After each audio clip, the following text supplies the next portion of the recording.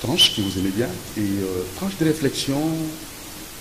Quelle solution, quelle proposition pour le véritable redécollage de la RD Congo? Et nous faisons appel à toutes les compétences, à tout acteur culturel, politique, religieux. Le plateau est disponible pour vous. Venez, le téléphone, c'est bel et bien les numéros affichés au bas de vos petits écrans pour donner vos idées. C'est ça qui nous intéresse plus. Alors, ensemble, pour bâtir notre pays. Doudou Montieri, Moron Djambé à la réalisation et Karine Bébé la charmante à la prise de vie, Alain Kabongo coordination et Bruno Nzinga l'exploitation, programmation Romain Makonda. Nous sommes là. C'est parti pour ce grand débat avec les hommes de Dieu. Bango Baye, Yorandaku, Ozolanda, Pesaka Makanisina yo. Téléphone est vous moi tango moko mais SMS, te sonne les amis. Nous sommes là. 60e anniversaire de la République démocratique du Congo. La monnaie passée casse à 60e anniversaire de la République démocratique du Congo. Depuis que Zoa Lipanda. Alors, les loyaux, Tolingit ensemble, n'a pas invité Nabiso, Tomituna. Nous sommes là pour tous vraiment vrai redécollage en Boko Nabiso. Tous avez un blocage spirituel, tous avez une incompétence, tous avez un problème mini penza. Pour bongo redécollage longo bani. Alors pour la tina likambo toyambi pour nabino mukolmalelo le révérend pasteur Kass au azana biso awa pasteur Kass au tozakanaye et à cause de la mon côté j'ose croire que Karine Bébé Moron Djambi ba sungangai pour le temps de présenter invité à Liboso pour to kotisa invité mususu révérend pasteur Kass au côté na plateau et tout ça la débat en gros. Il y a les révérends pasteurs Bijou et pourquoi pas aussi révérends pasteurs et frères Kim. Bon, bah ça va Tomi Sato. Bango baye motola makanisinaye. Alors tu vois ça la polémique, tu vois ça la contradiction quoi. Bijou pour ça na biso zali, mboka na biso za redécollage. Alors motola repère sa piste de solution, per repère sa proposition naye. Yo zo la ozo benga biso to tindi testo ko za mala mingi. To kemba la moko na pasteur Kass, oui, Mbote pasteur Kass. Nous sommes madame. Très bien. Tout avez un pasteur Bijou. Bonjour pasteur Bijou. Bonjour, merci. Sentez-vous bien? Très bien.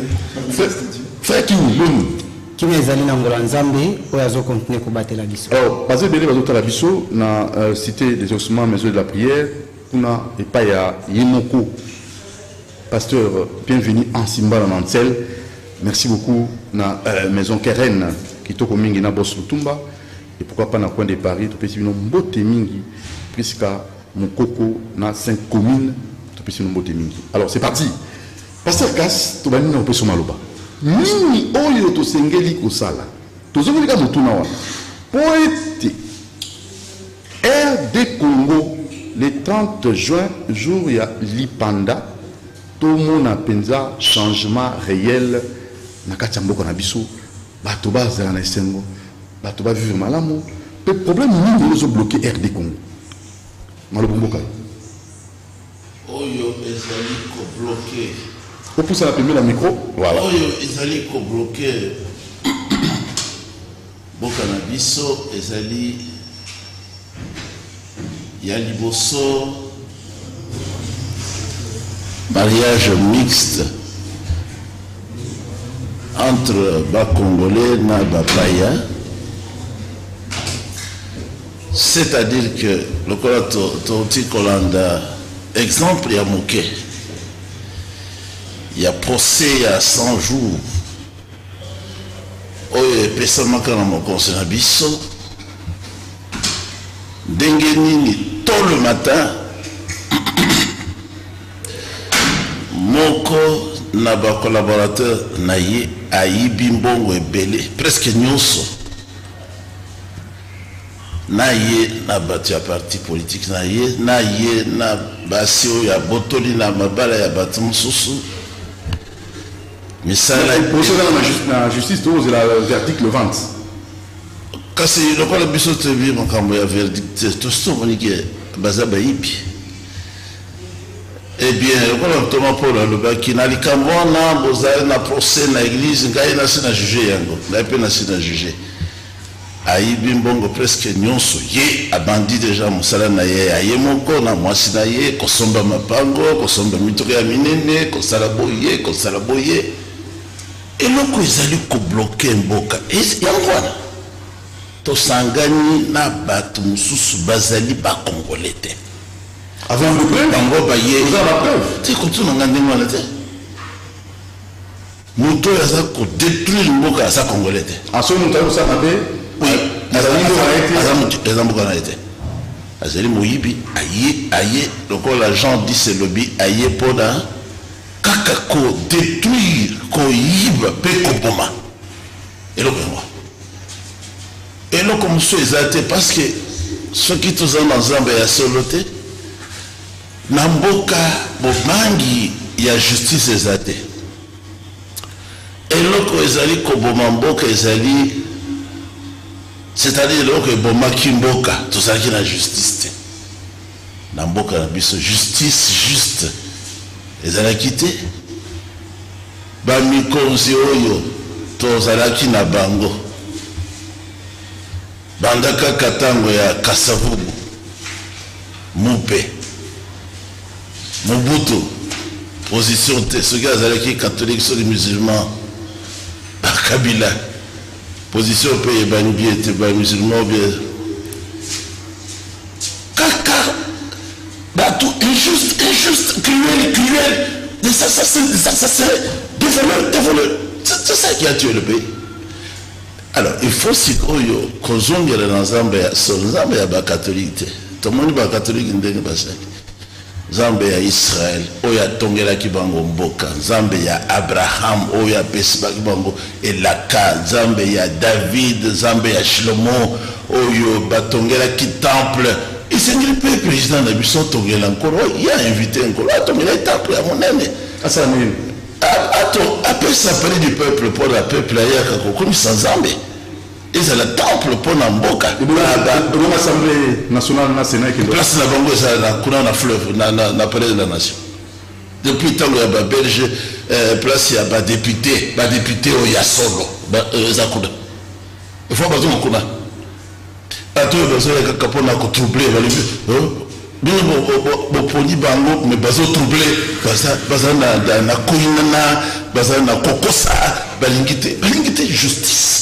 balingite pati ofisa ba malamu balingi mbongo ezala détourné pour na bango balingi peuple te yango les obo bamboka ezali comme justice absente et bandi kozonga justice soki ezali soki bakopunir bamiyibi oyo bobangi koya soki baconfisque bien na bango ndenge lilobelobi soki bokangi boyibi afuta 4 fois bobangi koya soki mpe tolongoli baprofete ya lokuta na mboka baprofete ya lokuta esengeli balobaka lisusu na bato te bazokosa bakosaki baprésident longwa na ntango ya Mobutu baprofete ya lokuta kota na ntango ya Kabila baprofete ya lokuta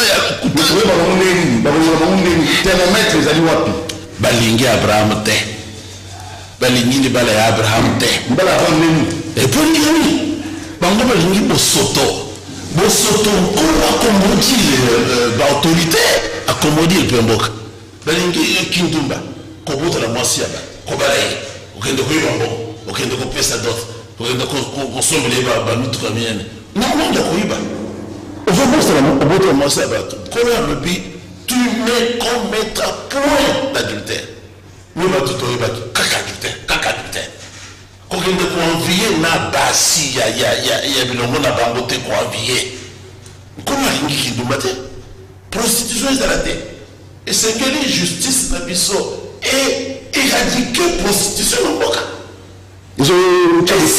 etia bututu na mboka pardon ekosila ndeni soki bato babi misala ezali te kolia pasi prostitution te kosala te yango nde ezomema malédiction prostitution nzambe ali moko te azala prostitué homosexualité ezala te na mboka bapede basi oyo bateyaka bapede basi oyo bateyaka bafanda basi bateya te nkolo alobi dans l'institution.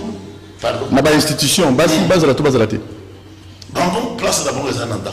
Base pas en d'accord. Dans l'institution. Non, l'institution besoin de ça. Ah, au Bible, le Bible. Attends, le roulage, base le roulage. Moi si, au lieu de makana mouille du matin au soir. Mais maman roulage on a voulu ça ça qui top. Na kobeta biololo. Kola so sepelate. Pe ateni alati pardalo. Bongo ndako na ye nani akotana. Bongo baba na ye nani akosurveiller bato. Rébellion yangwana. Esengeli ordre ezonga. On est en seleba mi ba. Ngana ko kulinga mosa na ngaka to kuteli mana moyi kaka to sa moyi ko senga mongo la. Masina ngai. Mais déjà, émancipation de la femme. Égalité entre l'homme et la femme. Égalité entre l'homme et la femme. Parce qu'il y a un samba saliboui. Tant que les sommes écoutés, un colo a quitté ça qui démoissi. Genèse 3:16. Apesi autorité, domination, namubali. Et ton mari dominera sur toi. Tout est la nouvelle alliance, Nouveau Testament, Paul dans le Bible. Toutes les femmes doivent être soumises à leur mari singulier en toutes choses. Donc, égalité entre l'homme et la femme. Et c'est l'une des rébellions. Nous sommes égalité des droits entre l'homme et la femme. C'est rebelle à Benganzambete. Donc, c'est la Bible est levée. Merci. Occupé aux soins domestiques. Allons bien. 10 minutes, pasteur Kassa a fait sa proposition pour le redécollage à RD Congo. 10 minutes, pasteur Bijou a fait sa proposition pour RD Congo et son redécollage 60 ans après. Donc, très bientôt, tout que ça 60 ans, les pandas aux qui papa, maman, 60 ans, bossé dans nous. Alors, s'il faut maintenant que soit prise de conscience, pour tous on a une nation forte, une armée forte. Proposition, pasteur Bijou. Ok, merci. Na parole.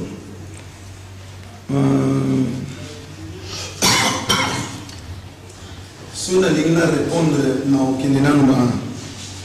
na histoire de Moïse, nous connaissons tous. Si on a histoire de Moïse, ndenge nzambe ayokaki kolela ya bana na ye esika bazaki na passe na Égypte.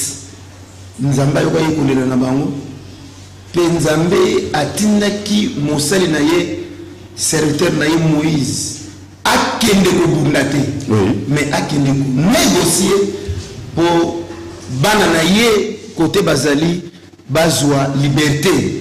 Eza exemple ya Congo. Peuple congolais, mboka na ezana ba richesse, ezana nyonso, mais batu baza ko yana mboka na biso, au lieu que basala mboka wana ezala développer na ba richesse nango, peuple à vivre bien, mais ba yi ba côté o ba richesse eza mingi, bazu ba richesse ba ko tonga na mboka na bango, mais baza ko boma. Ko lela ya peuple baza ko lela wana tant ekoki. Pendant le barrière, chaque chose a son temps. Oh non, développement à Congo. Mais il y a aussi des pays où ils ont développé, mais ils ont embêté. Puis ceux qui ont développement, ceux qui sont à Dubaï, ils ont embêté. Mais ils ont embêté. Oh, il y a bango. Ils ont la polygamie na Katia. Ils ont la polygamie. Et même le pays où on a, bien. Et nous on essaye na kati. Na lina mega ko expliquer pour Congo aider ba bima na situation oyo. Et la kisini. Quand Nzambe ayoki kolela, ne pe Nzambe azoyoka kolela ya peuple congolais lelo. Nzambe siko na tana e aotinda mutu. Mutu atanga koya, akoya pour accomplir volonté na yé na temps tokomi parce que tant ekoki oyo Nzambe alingi à faire développer pays tant oyo ekoki oyo peuple congolais esengeli na ye a vivre de richesse na ye Mais c'est ça le problème. Dieu ne nous recommande pas la vengeance. Oui. Quand nous avons souffert en Égypte, Atinaki Moïse a que ne venger, mais Atinaki Moïse a que négocier na Pharaon. Maintenant, il faut quand même m'aider pour comprendre. Nous avons de façon de comprendre. Moïse nous a battu à que négocier na Pharaon. Nous avons Exode chapitre 10, verset 24. Moïse tellement a négocié, ça va dans Bimisa, mais Nzambe a dit Moïse, malgré la miracle de ce Pharaon avec le Sala, Pharaon a libéré qui le peuple ya Nzambe. Non, pour notre cas, papa. Il y a dans la philosophie, je perds. Parce que 60 ans, il faut vous expliquer par quelques jours. Quand on parle sur négociation, ça prend du temps. Nzambe a libéré qui bananaye na bombe na Égypte. Ça prend du temps. Il y a Nzambe a tiré qui Moïse a que négocier. Et puis la négociation, on a Pharaon a yokaïti. Tant que Pharaon a yokaïti, Nzambe yemoko a saï que a vengé. Na dernière minute que non Pharaon, nani Moïse, au monde bateau au monde na bango les soucis. C'est pas dire que Pharaon, Moïse a saï que Nzambe te, Nzambe yemoko a tiré qui na négociation, mais Pharaon a yokaté et puis par rapport à ça il faut à libérer le peuple na Baoumou. Cela signifie quoi? J'ai un à répondre. Mais ça façon dans le bac, permettez-moi. Quand je me ça la mal la tête. Cela signifie quoi? Que Moka, il faut que comme on a polygamie pour solution. Mais c'est faux, archi faux. Moïse a libéré Banaya et Égypte. Moïse a zalaki maïde. Moïse a continué à la montée, mais a libéré Banaya Nzambe au Bazaki Béouni en Égypte. Si vous pouvez Moïse la libérer, il faut polygamie et la légaliser. Palobi, maudit soit celui qui se confie dans l'homme. Makamous, oh frère, ce ne sont pas des pensées de Dieu, ça vient directement du diable. Pour la nous, Bible dit malheur à la terre et à la mer, car le diable est descendu vers vous, animé d'une grande colère. Le diable est animé d'une grande colère, sachant qu'il a peu de temps. Si on attend au hasard, le diable est serviteur de Dieu. Mais Nzambe Siko Atinda Mouana est Jésus-Christ. Il est le Fils. Diable est serviteur. On peut passer frère Kassa, serviteur, nous sommes tous des serviteurs. Mais nous, la différence c'était Jésus.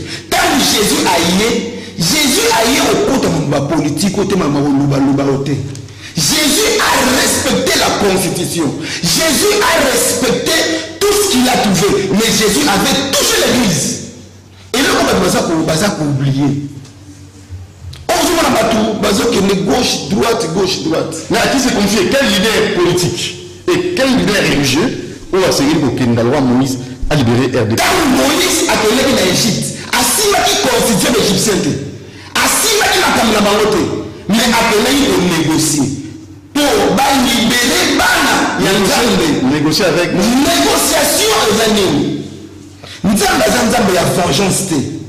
Nzambe azali nzambe ya mapea bolingo pe asala makambo na ye na tana ye soki nazaki exemple ya Moïse et la sanini ba président baleki mais bana oya nzambe azaki na bombo na Égypte banayi kolela est-ce que ezaki na tanga leli lelo nomi malamu ba bisa na bombo ça va ça pris du temps tant que nzambe atindaki mutu ba bisa na bombo ça pris du temps cela signifie quoi na Congo lelo na mitema ya bato ezaka vengeance. Vengeance, la guerre, et nous on a une solution. Solution est pour pas Nzambe, mais par la négociation. Par va négocier? C'est les pasteurs. Zéla. Au moins, il y a les gens n'arrivent pas à comprendre. Félix Azumboka a cabine Mboka Nzambe.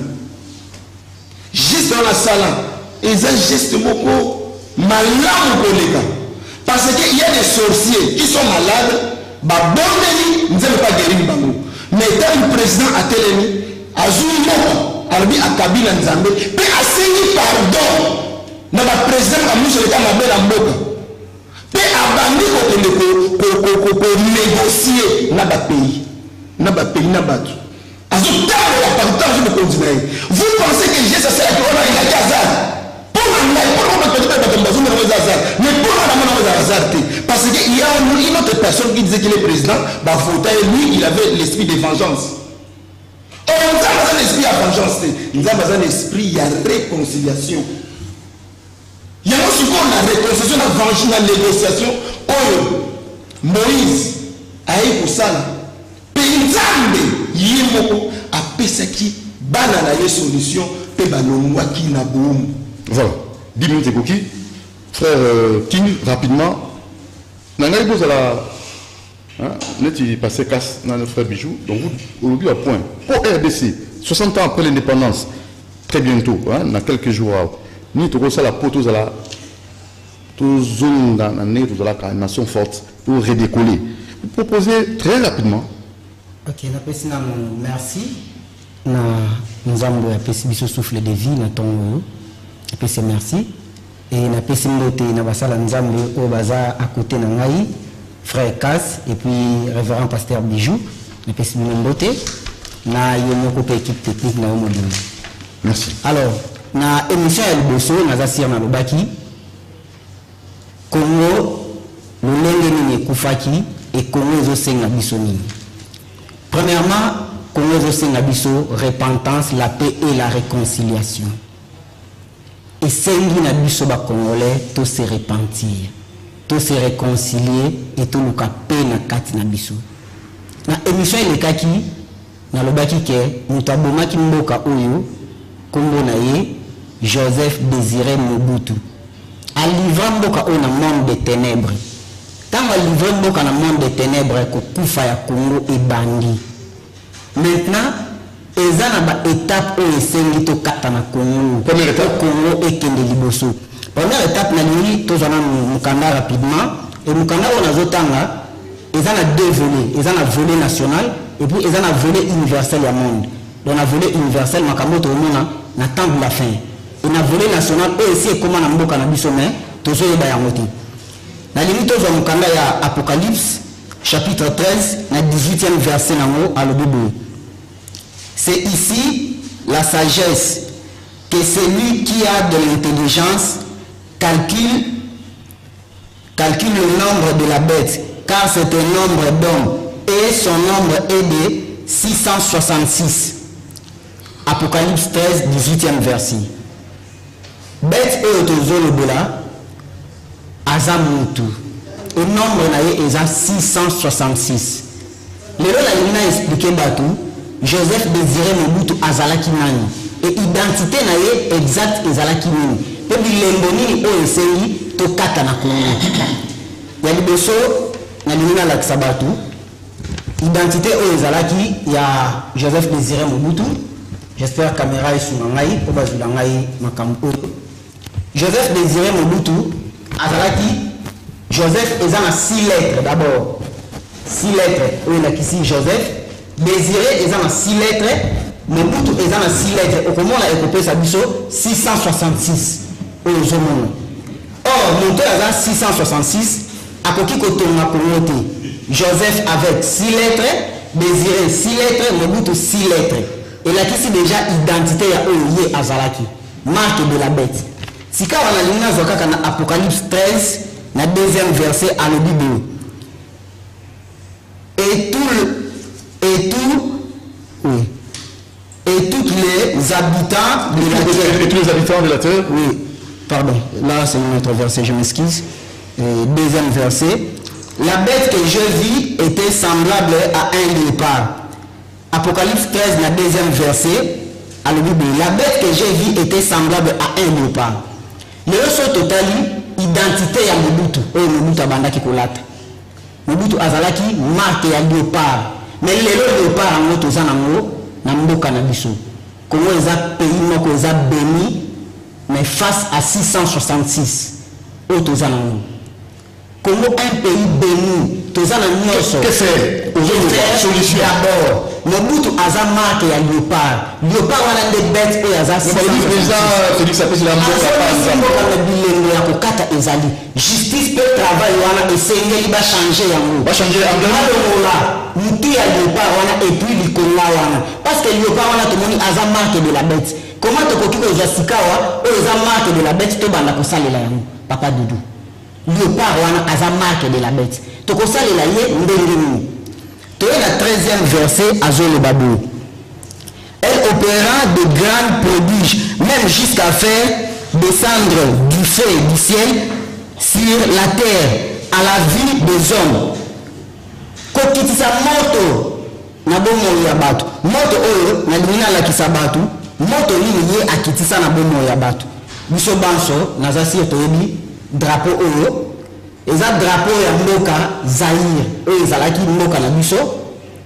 Et na katikati oza komona flamme ya moto. Oyo ye akitisaki na Congo.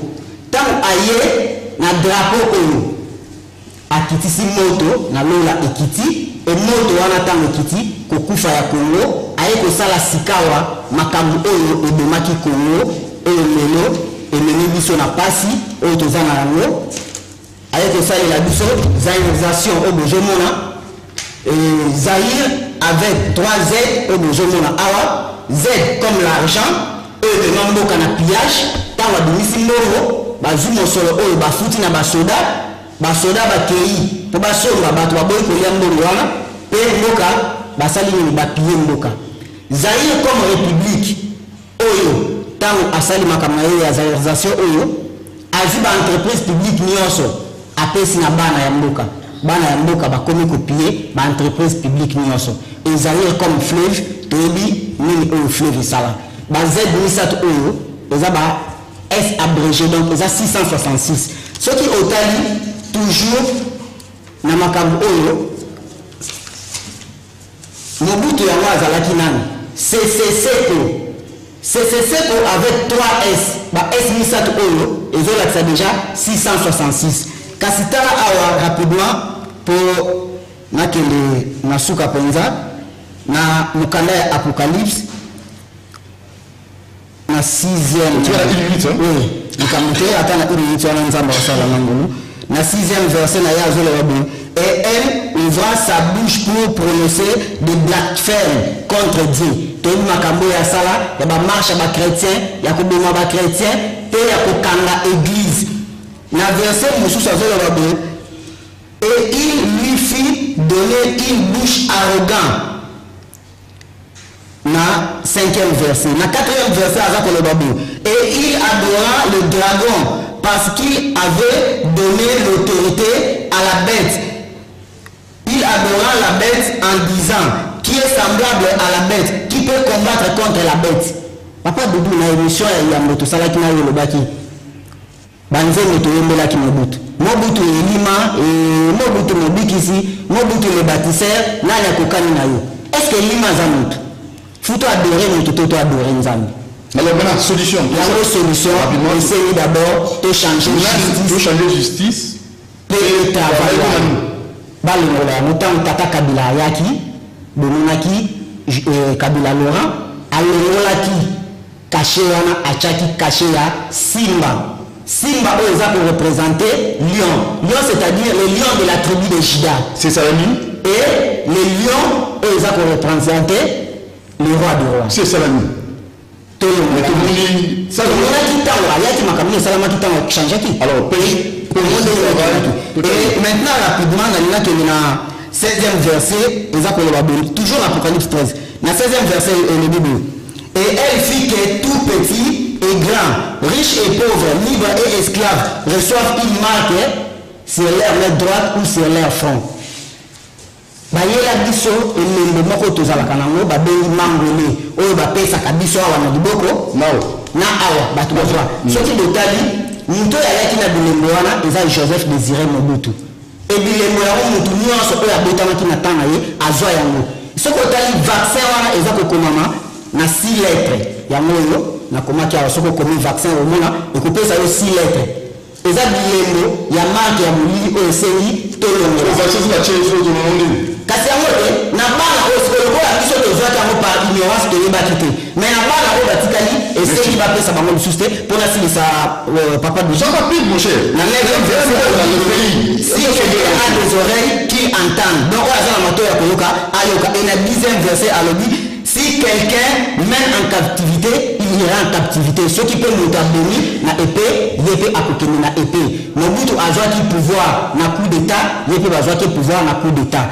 Mobutu azwaki pouvoir na nzela manduki yepé babenganaki na nzela manduki voilà premier point pour na lelo yango na yebiso ke makambo esengi tosala d'abord kolongola bilembo oyo toza nango ya marke ya molili oyo eza kolakisa vaccin elongwa kashe wana oyo mokonzi mboka aza kosalela justice mpe travail wana balongola yango ekomanisi nauti oloba awa papa dudu ça sima oyo eza l'union de la tribu de Juda. Merci parce que kasi tozongi bana yo mpo tolingi ozwa ba SMS ya bato bazokomela biso bato bafandi bapapa batiki bandako bahomme de Dieu baye même yo mpo okoya mpo eza tribune mpona redécollage ya RD Congo oza moto ya mayele ofandi na ndako non yaka awa pesa makalisi no parce kasi maloba mboka yo alors tozala mona pragmatique et réaliste parce que tozwa ba SMS ou bappel na éviter tosala ndeni nango awa alors olandi mpe bandeko nde bauti koloba et maintenant vous votre position vous maintenez cadre des propositions dans la proposition pesi to ya kobakisa mpe ezali nga nazopesa vérité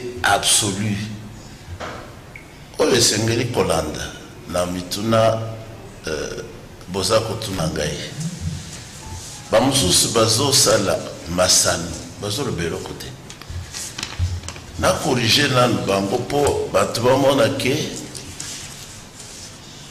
tokoki kotonga mboka na bateyi ya boye te bamason parce que bateyi nde bamason ya mboka. Dans la première partie, dans le baki, kobongisa justice, kobongisa boye, mais surtout, on a un faux prophète. Bango, bazat manano. Bate ya kalisusu te. Bango. Par exemple, to bande na oyo. Ye. Aso nganga awa. Alobi ke Zambati ndaki Moïse akende ko négocier. Zamba alobaki makambo ya ko négocier na Pharaon te. Exode Bobibi chapitre 4.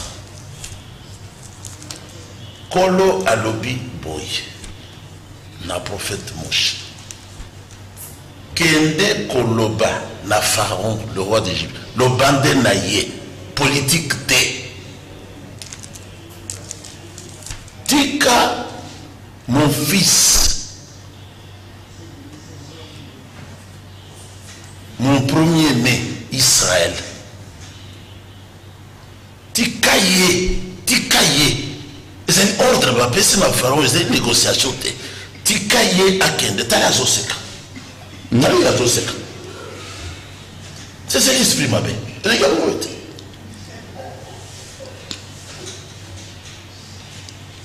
C'est au chapitre 4. Tu diras à Pharaon.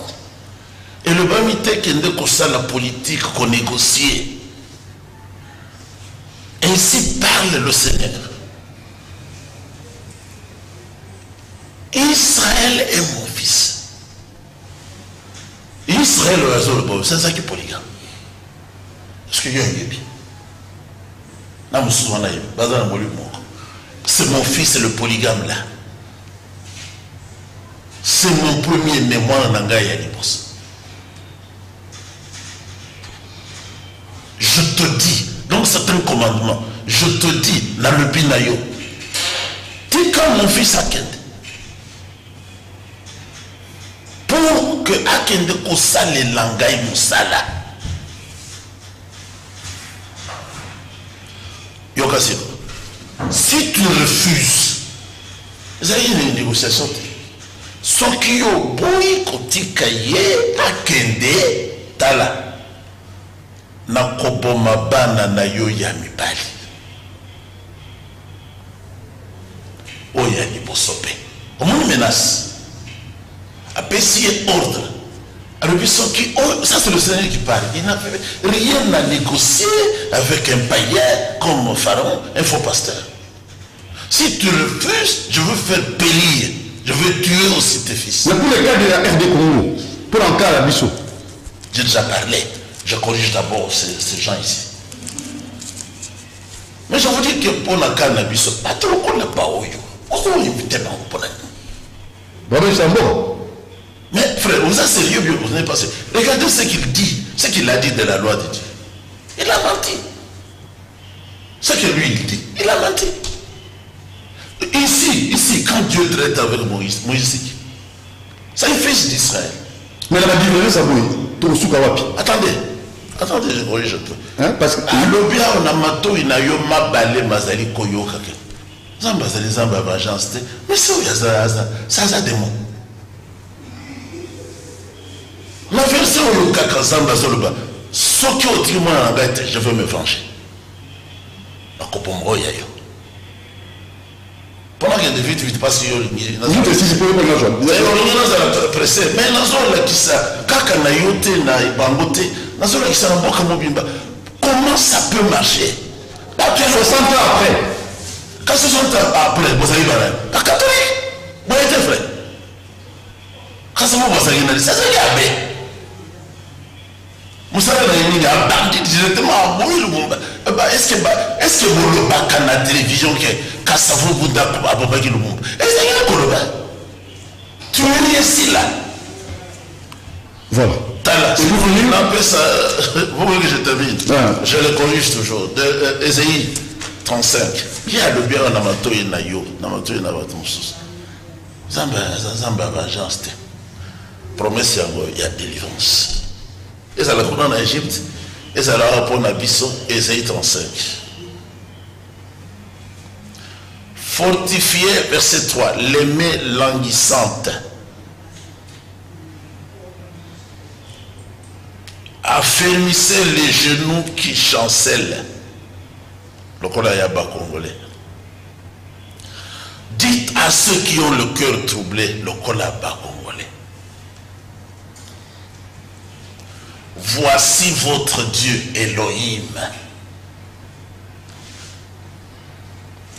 La vengeance viendra.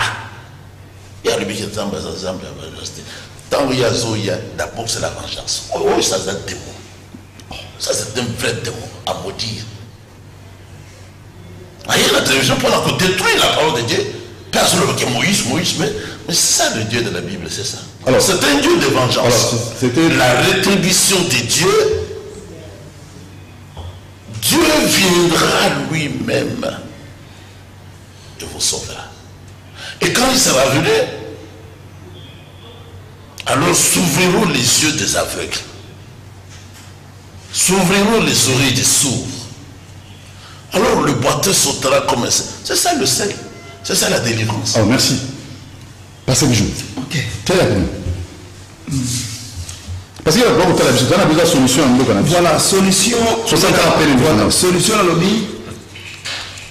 Au moni batu, les lots au samé, quand il y a un thème, on a vengeance, haine, jalousie. Vengeance, haine, jalousie. Quand Jésus est venu, on a évité ce qui est un serviteur, il y a Moïse, tout y a Abraham, je ne sais pas. Mais on a évité que on a un serviteur, il y a Jésus. Quand Jésus est venu, Jésus a dit, si Moïse vous a dit œil pour œil, dent pour dent, mais moi, Jésus, je vous dis, ne rendez pas le mal par le mal. Ne maudissez pas. C'est Jésus qui a dit ça. Jésus n'a pas qui est supérieur. C'est Jésus qui est supérieur parce que Jésus est Dieu. Au moment où frère Cass, il y a un message à prophète, il y a un la Bible était ce qui est révélation par le Saint-Esprit. Moi, je suis un démon. Non, répondez dans la Bible. Dans lui bien. Ce qui est en Égypte, Israël, en Égypte, nous avons après au Pessa armé mon bimba. Et pas dans Moïse. bakene na bitumba. Vous comprenez? Pour la guerre, va libérer. Mais yoka, Exode chapitre 4. Les premiers versets. Et là, on a dit que Nzambe a un moyen de nous faire ça. Mais Nzambe a attiré ses serviteurs là. Non à la trouble, mais à négocier de façon de libérer le peuple de à la bonté, à la guerre, à la vengeance. Mais quand aussi, il y a Pharaon et celle que nous avons pas venger. Mais il y a aujourd'hui, ils vont venger et ils cherchent à venger, à maudire les gens. Celui qui ont maudit les gens n'est pas de Dieu. Et serviteur, nous avons maudit ça dans la serviteur de Nzambe. Parce que Jésus n'est pas venu maudire. Mais Jésus, si toi tu vis, ce n'est plus toi qui vis, c'est Christ qui vit en toi. Si Christ vit en toi, tu vas toujours bénir et non maudire.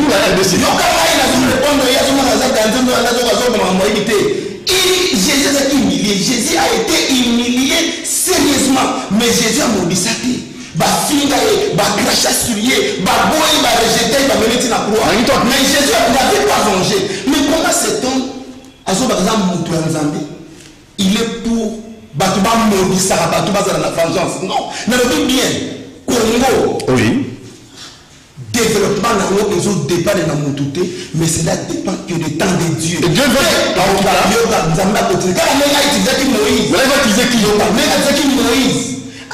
Moïse na guerre, na négociation.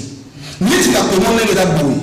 Ce qu'on dit que na haine contre haine, batonio sur la Panza na Congo, et aucun tribalisme, mais tout que na Congo na vengeance, mais na justice, parce que c'est la justice qui élève une nation. Mais si vous justice voilà, il faut même tout canal voilà, on peut sa solution à la propre. Moïse avec Moïse avec la moitié, avec la possibilité.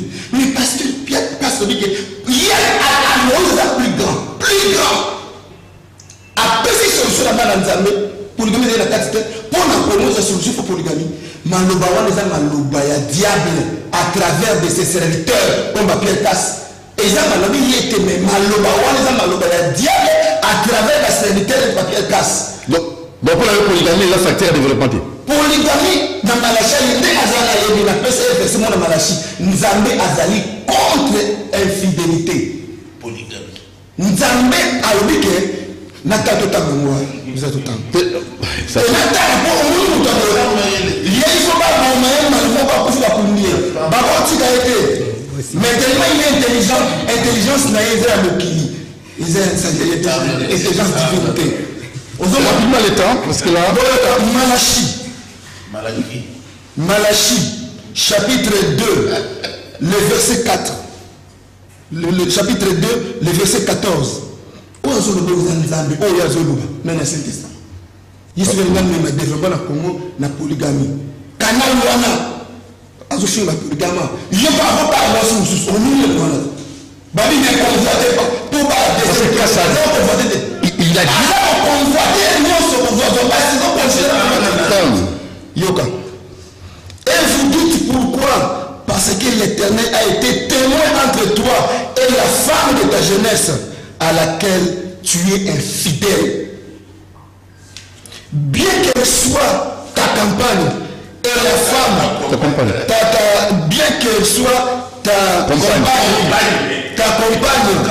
et la femme de ton alliance au Kwambouye, ni ne fais cela avec le reste des bons sens. Un seul l'a fait. Et pourquoi? Parce qu'il cherchait la postérité que Dieu lui avait promise. Prenez donc garde en votre esprit et qu'aucun ne soit infidèle à la femme de sa jeunesse. C'est Dieu qui dit, t'en répétez à nous. Prenez donc garde en vous, en votre esprit. Merci. Et qu'aucun ne soit infidèle à la femme de sa jeunesse. Si vous canal ceux qui 30, ceux qui 80, ceux qui 800,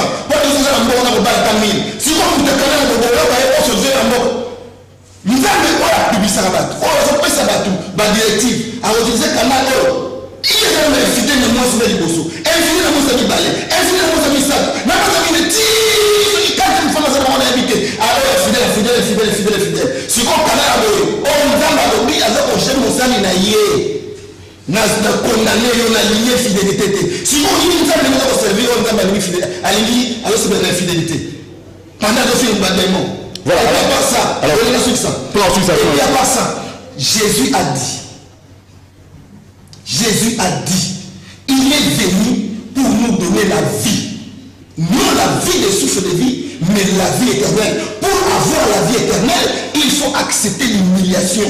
Si toi tu vis, c'est depuis toi qui vis, c'est qu'est-ce qui vient en toi?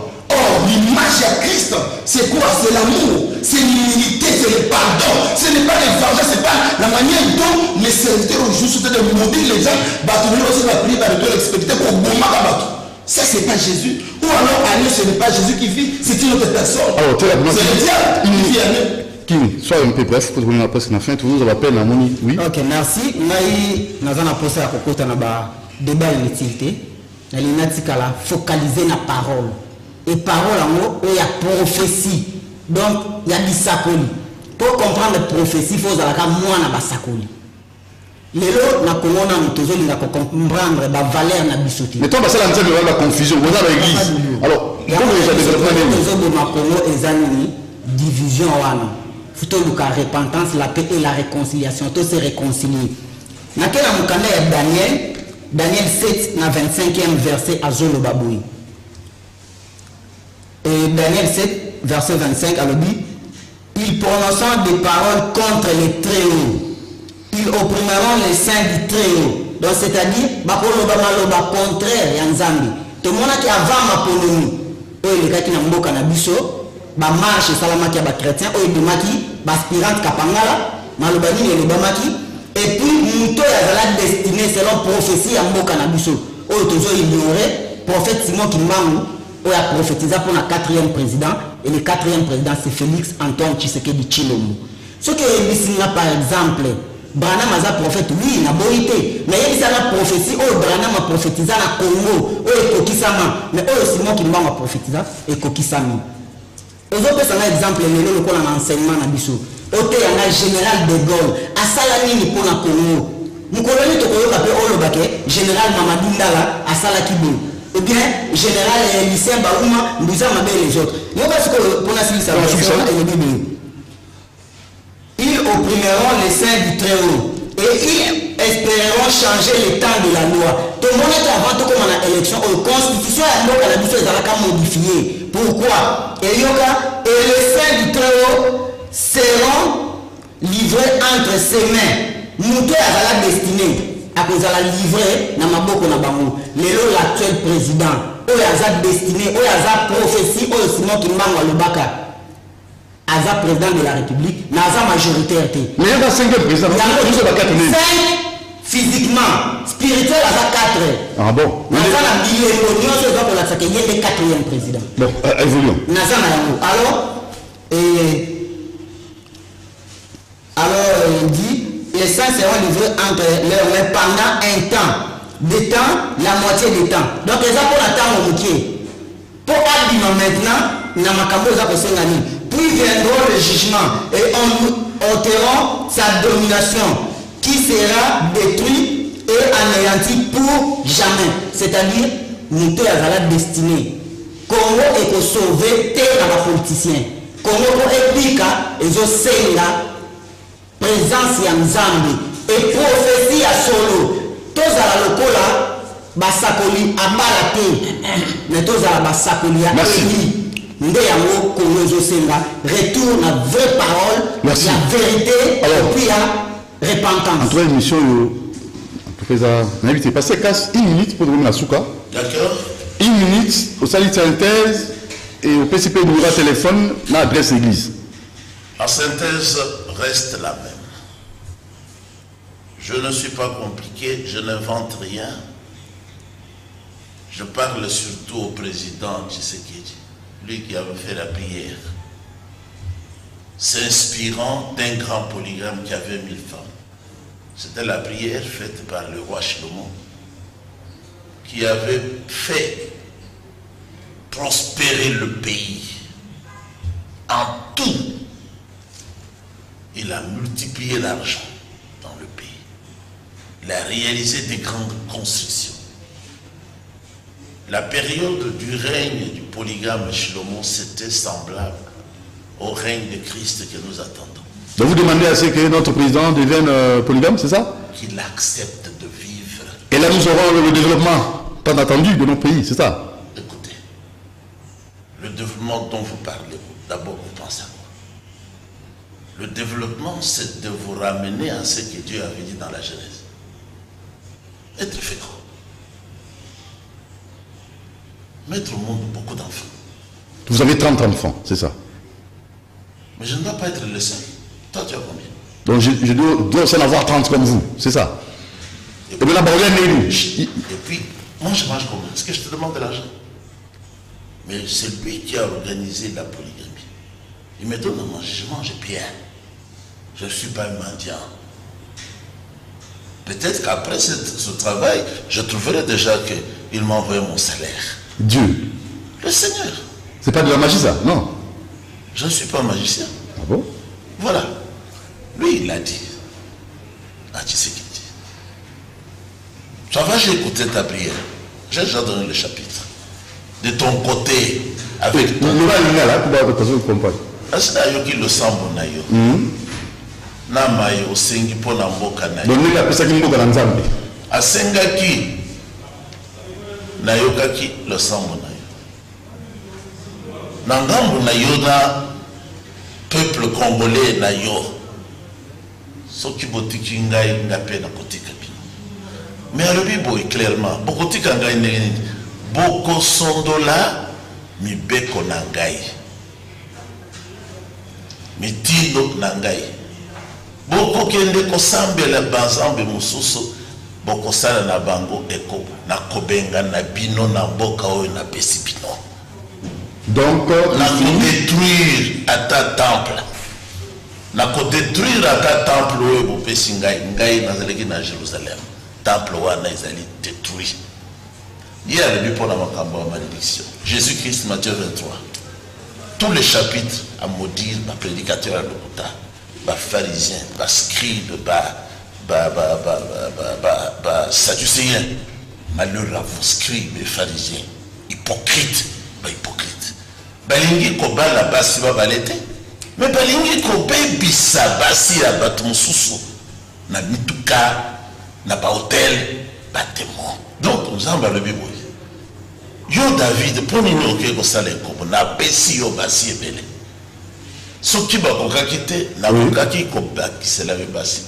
Alors, pour finir, votre numéro de téléphone. 0 99 99 199 58. Bandera 99 99 199 58. Voilà, on oublie parce que casse pour ma canisina ou ça pour appeler les délais tant que vous avez en direct les invités.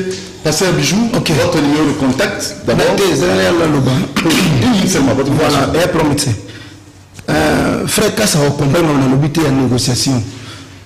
Tant que nous avons dit Moïse, alors qu'il n'a pas yebisa bango que ndainde nzambe na tindiyo que n'est pas une pharaon yebisa pharaon. Donc tu peux parler avec pharaon. Moni que n'est soit ce qui pharaon a yoté malheur koya yaloba yimo na mati aw nzambe yiseza mobilité malheur que ce qui monta yoté malédiction numéro de téléphone ngai numéro de téléphone ngai ezali 090 92 91 227. Bandera 090 92 91 227. Pardon. Ezali kamo ko na lingana loba. Confisquer la parole. Likamo lingana loba boui.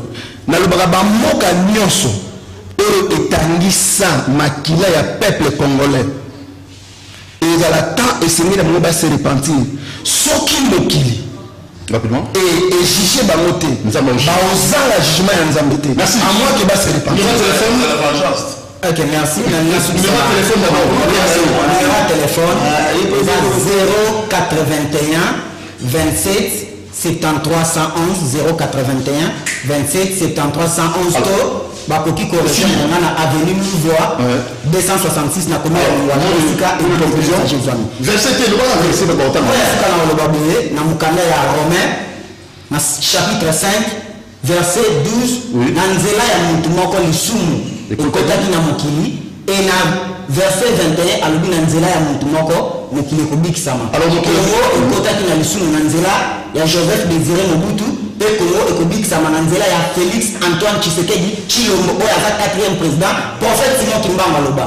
Alors rendez-vous lundi prochain ça? Non, c'est pas vendredi, c'est pas ça disponible pour continuer vendredi hein, donc continuer débat entre fondement téléphone bah tu vas réagir on va sur le baki et par après tu vas alors tu vas la pasteur Pierre Kassi 3 personnes toujours passer casse va passer bijoux il y a qui on peut faire venir d'autres des gens comme ça numéro